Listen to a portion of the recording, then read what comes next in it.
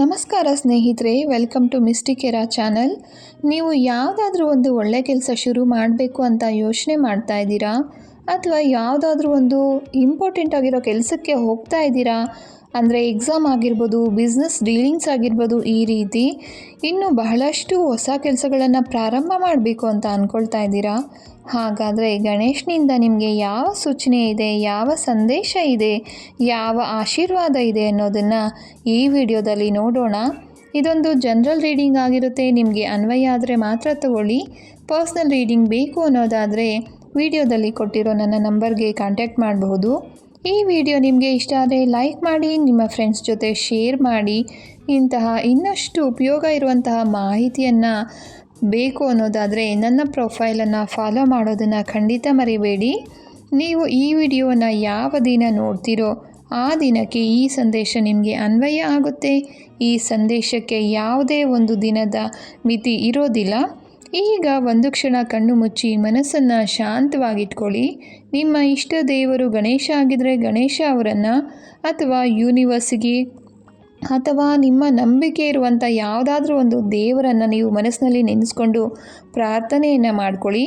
ನಾನಿಲ್ಲಿ 3 ಕಾರ್ಡ್ಗಳನ್ನು ಆಯ್ಕೆಯನ್ನು ಕೊಟ್ಟಿದ್ದೀನಿ. ನಿಮಗೆ ಇಷ್ಟವಾಗಿರುವಂಥ ಒಂದು ಕಾರ್ಡನ್ನು ಆಯ್ಕೆ ಮಾಡ್ಕೊಳ್ಳಿ. ಮೊದಲನೇ ಕಾರ್ಡನ್ನು ಯಾರು ಆಯ್ಕೆ ಮಾಡ್ಕೊಂಡಿದ್ದೀರಾ ಅವರಿಗಾಗಿ. ಈ ಕಾರ್ಡನ್ನ ನೋಡೋದಾದರೆ ನೀವು ತುಂಬ ಕನ್ಫ್ಯೂಸ್ ಆಗಿದ್ದೀರಾ ಅಂತ ಕಾಣಿಸುತ್ತೆ. ಯಾವ ದಾರಿ ಸರಿ, ಯಾವ ನಿರ್ಧಾರ ತಗೋಬೇಕು ಅನ್ನೋದು ನಿಮಗೆ ಸ್ವಲ್ಪ ಕನ್ಫ್ಯೂಸ್ ಆಗಿದೆ ಅಂತ ಕಾಣಿಸ್ತಾ ಇದೆ. ಅದನ್ನು ಬೇರೆಯವ್ರ ಹತ್ರ ಕೇಳಲಿಕ್ಕೆ ಹೋಗಬೇಡಿ, ನಿಮ್ಮ ಅಂತರಾತ್ಮವನ್ನು ಪ್ರಶ್ನೆ ಮಾಡ್ಕೊಳ್ಳಿ. ಖಂಡಿತ ನಿಮಗೆ ಉತ್ತರ ಗೊತ್ತಿರುತ್ತೆ. ಇದಕ್ಕೆ ಪರಿಹಾರಗಳನ್ನು ನೋಡೋದಾದರೆ 10ರಿಂದ 15 ನಿಮಿಷ ಧ್ಯಾನವನ್ನು ಮಾಡ್ಬೋದು. ನಿಮ್ಮ ಮನಸ್ಸಿನ ಮಾತುಗಳನ್ನು ಜರ್ನಲಿಂಗ್ ಮಾಡೋದು, ಅಂದರೆ ಬರ್ಕೊಳ್ಳೋದು ಕೂಡ ನಿಮಗೆ ಒಂದು ಸೊಲ್ಯೂಷನ್ ಕೊಡುತ್ತೆ. ಎರಡನೇ ಕಾರ್ಡನ್ನು ಯಾರು ಆಯ್ಕೆ ಮಾಡ್ಕೊಂಡಿದ್ದೀರಾ, ನಿಮ್ಮ ಜೀವನದಲ್ಲಿ ಎಲ್ಲನೂ ತುಂಬ ಗೊಂದಲವಾಗಿತ್ತು, ಏನು ಮಾಡುತ್ತೆ, ಏನಾಗುತ್ತೆ ಮುಂದಕ್ಕೆ ಅನ್ನೋದೇ ಗೊತ್ತಾಗದೆ ತುಂಬ ಓದಾಡ್ತಾ ಇದ್ದೀರಾ ಅಂತ ಕಾಣಿಸುತ್ತೆ.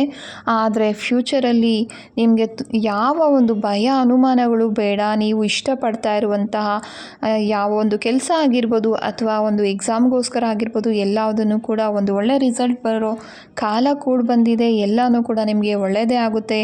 ಈ ಒಂದು ಭವಿಷ್ಯ ಏನಿದೆ, ಒಳ್ಳೆ ಒಂದು ಬದಲಾವಣೆಗಳು, ಖಚಿತವಾದಂಥ ಭವಿಷ್ಯವನ್ನು ನೀವು ಕಾಣ್ತೀರಾ.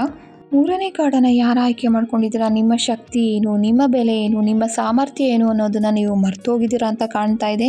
ನೀವು ಸಾಮಾನ್ಯವಾದಂಥ ವ್ಯಕ್ತಿಯಲ್ಲ, ಎಲ್ಲದನ್ನು ನೆನಪು ಮಾಡ್ಕೊಳ್ಳಿ. ಖಂಡಿತ ನಿಮಗೆ ಎಲ್ಲ ನೆನಪು ಬರುತ್ತೆ. ನಿಮ್ಮ ಸ್ಟ್ರೆಂತ್ ಏನು ಅನ್ನೋದನ್ನ ನೀವು ನೆನಪು ಮಾಡ್ಕೊಳ್ಳೋಕ್ಕೆ ಪ್ರಯತ್ನ. ನೀವು ಜೀವನದಲ್ಲಿ ಶೈನ್ ಆಗೋಕ್ಕೆ ಅಂತ ಹುಟ್ಟಿರೋದು. ನೀವು ಕಾನ್ಫಿಡೆನ್ಸಿಂದ ಮುಂದೆ ಹೋದರೆ ಎಲ್ಲನೂ ಸರಿ ಹೋಗುತ್ತೆ. ಧನ್ಯವಾದಗಳು. ಶುಭ ದಿನ.